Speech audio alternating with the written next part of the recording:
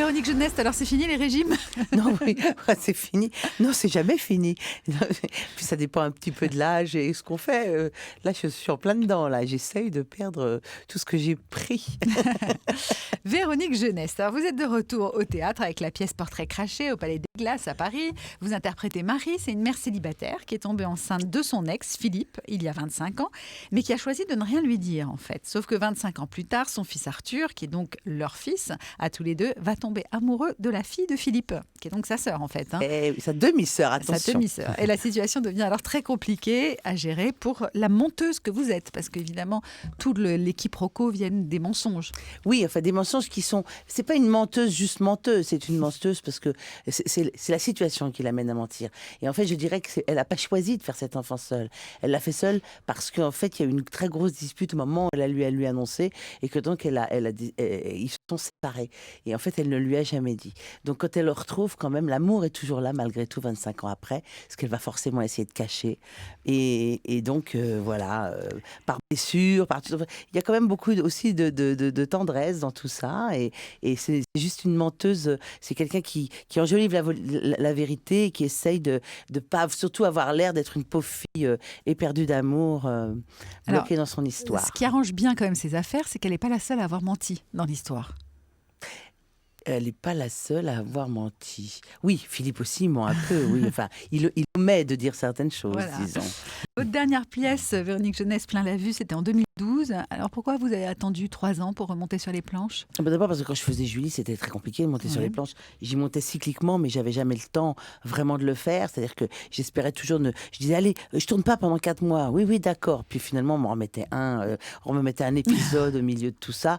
Même quand je partais en tournée, c'était compliqué. J'étais obligée de les bloquer parce que je pensais avoir du temps devant moi et j'en avais pas. Le théâtre, ça prend du temps quand même. C'est difficile d'être au théâtre à 20h quand on connaît pas les horaires qu'on va avoir du tournage. On tourne des fois de nuit, des fois on finit beaucoup plus tard. C'est compliqué, voilà. Alors dans la pièce, à un moment, votre ex vous dit « Il suffit de te regarder aujourd'hui, tu restes dans le top 5 de la chieuse ». Votre personnage, Marie, a donc beaucoup de caractère. Elle n'a pas une grande opinion des hommes non plus. Hein. Enfin, peut-être qu'elle a une grande opinion des hommes qu'elle a mis de côté aussi, parce que voilà, vous savez, les gens se fabriquent des murs un peu pour cacher leurs émotions. Alors c'est une mère célibataire qui surchauffe et réchauffe ses surgelés. Quels sont les points communs avec vous, Véronique Geneste? Non, moi je suis pas une mère célibataire du tout. J'ai un mari qui fait la cuisine, donc on ne fait pas de surgelé à la maison. Ça déjà. Ça c'est bien, nom de Dieu. C'est une énorme différence. Par contre, je suis une mère extrêmement occupée, donc moi j'ai la chance de pouvoir m'entourer de gens qui m'ont beaucoup aidé dans ma vie, avec mon enfant et tout ça. Donc voilà, je suis plutôt une vénarde. Le fait d'avoir du caractère, je suis pas une menteuse du tout moi dans la vie, dans le top 5 de la chose certainement. C'était un peu là que je voulais en venir. Je voyais que vous hésitiez. Alors, je suis dans le top 5 de l'exigence, donc effectivement, les gens exigeants peuvent paraître de temps en temps chieurs, c'est évident. Donc, je suis dans le top 5 des chieuses à plein de niveaux. Vous avez fermé votre compte Twitter parce que... Non. Ah bon, j'ai entendu dire ça. Vous voyez comme non, c'est pas moi, j'ai pas rien fermé. Pas fermé du tout. Non, je crois que vous en aviez assez.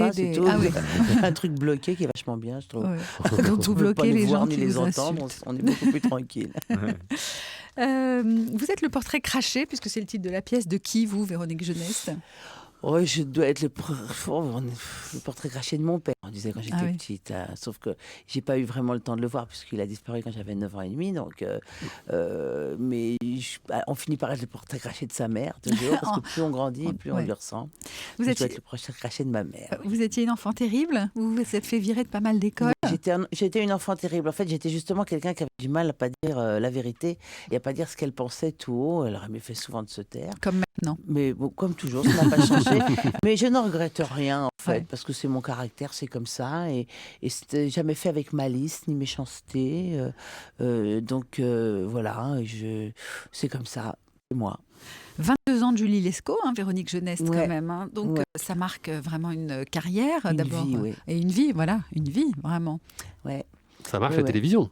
Ça marque, ça marque la télévision, en plus.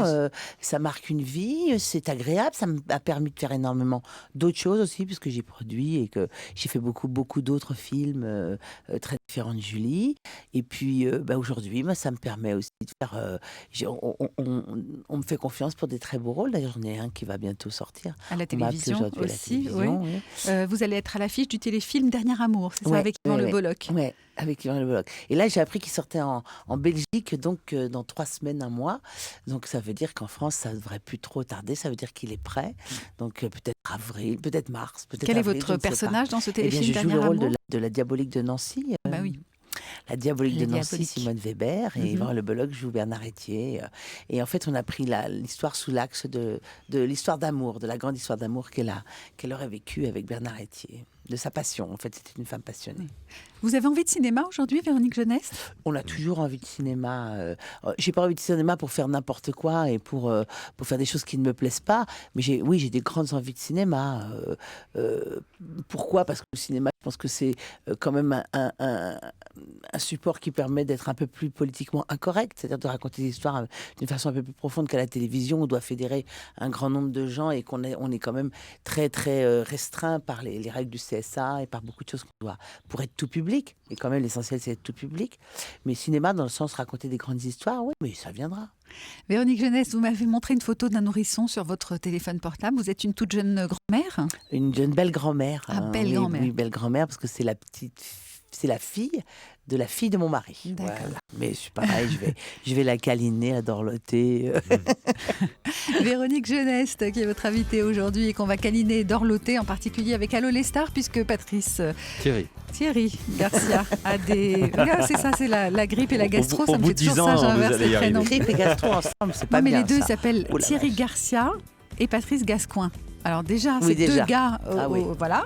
Ouais. Et puis en plus, c'est un peu comme mes enfants, je confonds les prénoms. Mais physiquement, moi aussi. Hein. Patrice, tais-toi, Thierry, arrête. Moi aussi. Oui, maman. Les prénoms, je les confonds tout le temps aussi. Alors. C'est terrible.